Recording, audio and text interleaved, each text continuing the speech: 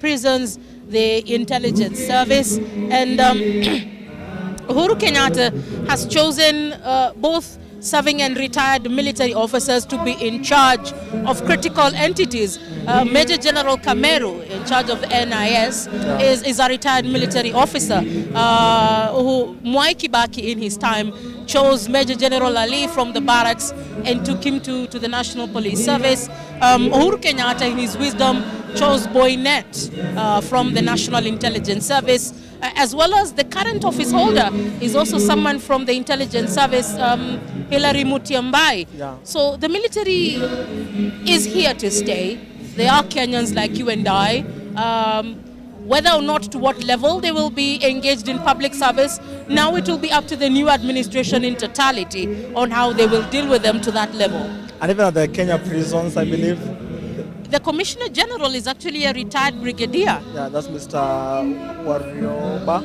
Yes. Yeah. He's actually, so Mr. Kenyatta has really, in his wisdom, elevated these people to different levels of leadership, like you put it. That was too much trust. He began with the intelligence, and then we saw him make a shift. Maybe it was protocol, or maybe it was just his to-do list. But he really began by showing a lot of interest in the intelligence, and then it moved on to the military, and then we've seen it continue. And I want to say that from just an observation point of view, I think President Kenyatta just put a lot of expectation and a lot of duty on to the KDF, apart from securing the country from external threats.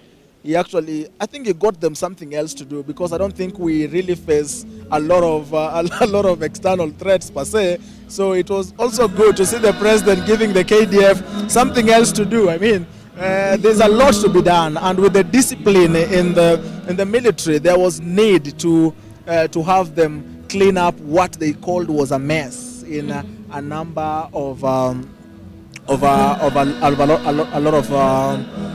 lot of things in different. I think the scenario would be what in my son's description would be, what a mess.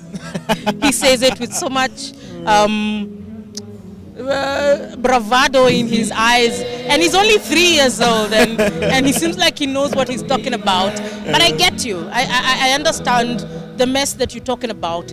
But after 2013, 5 months after he took over the reins of power, Uhuru Kenyatta, who's now driving in, and let's just take a look at this particular moment as he drives into the Ulinzi stadium here, the sports complex, and the outriders are just coming in.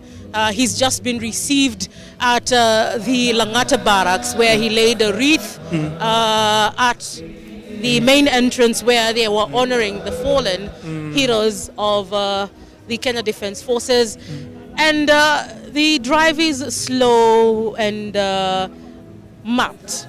The civilian outriders just taking their time to drive in slowly as they await for the Commander-in-Chief in his Commander-in-Chief's Land Cruiser. It's an open-top Land Cruiser, and it will be driven. There will be the Kenya Military Police Outriders who will be at the beginning of this entourage as he drives in. And this is a momentous situation, looking at how he has enjoyed their company and the sense of power. Probably many commanders-in-chief miss this aspect of enjoying power, because you feel it in one way or the other. And they